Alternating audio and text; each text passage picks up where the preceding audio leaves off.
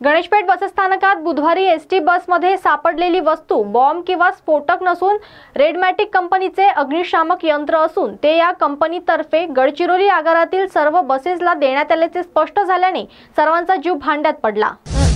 MH40Y5097 क्रमांकाची ही बस गडचिरोली आगाराची होती।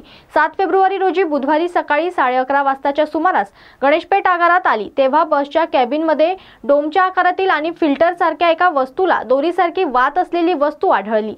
ती वस्तू बॉम्ब असल्याची शंका आल्याने बॉम्ब शोध व नाशक पथक, श्वान पथक, दहशतवाद विरोधी पथक, गुप्तचर यंत्रणा आणि गणेशपेठ पोलीस कर्मचाऱ्यांनी घटनास्थळी धाव घेतली। संपूर्ण गणेशपेठ परिसर रिकामा करण्यात आला। ही बॉम्ब सदृश्य वस्तू एका विशिष्ट बॅगमध्ये बंद करून निकामी करण्यासाठी सुराबर्डी येथे नेण्यात आली आणि त्या ठिकाणी निकामी करण्यात आली। आज दुपारी गणेशपेठ पोलीस स्टेशन यांना गणेशपेठ बस डेपो यांच्याकडून कॉल प्राप्त झाला की एक गडचिरोली डेपोची एक गाडी इथे उभी आहे आवारामध्ये आणि त्या गाडीमध्ये एक संशयास्पद त्यांना एक डबा दिसून आला आहे। ही माहिती मिळाल्याबरोबर एक गणेशपेठ पोलीस स्टेशनचे सिनियर PI मिराशी येथे आले आणि सर्व वरिष्ठ अधिकारी आपण इथे आले।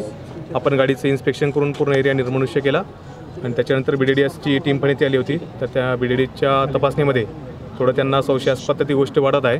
तर सध्या ती जो ऑब्जेक्ट होता ते त्यांना ते सुराबर्डी येथे घेऊन गेले आहे। तिथे पुढची तपासणी त्याची होईल डिटेलमध्ये पूर्ण आणि पुढची तपासणी झाल्यानंतर पूर्ण त्याचं कन्फर्मेशन झाल्यानंतर आपल्याला माहिती देणार। ही बस कुठून आली होती आणि कुठून बस आली होती ही? आणि गडचिरोली डेपोची बस आहे ती 1 तारखेला इथे आपल्या नागपूरमध्ये आलेली होती आणि काल ती सावनेरला पण गेलेली होती ती गाडी। किती वाजता बॉम्ब होता ते कळलेलं आहे?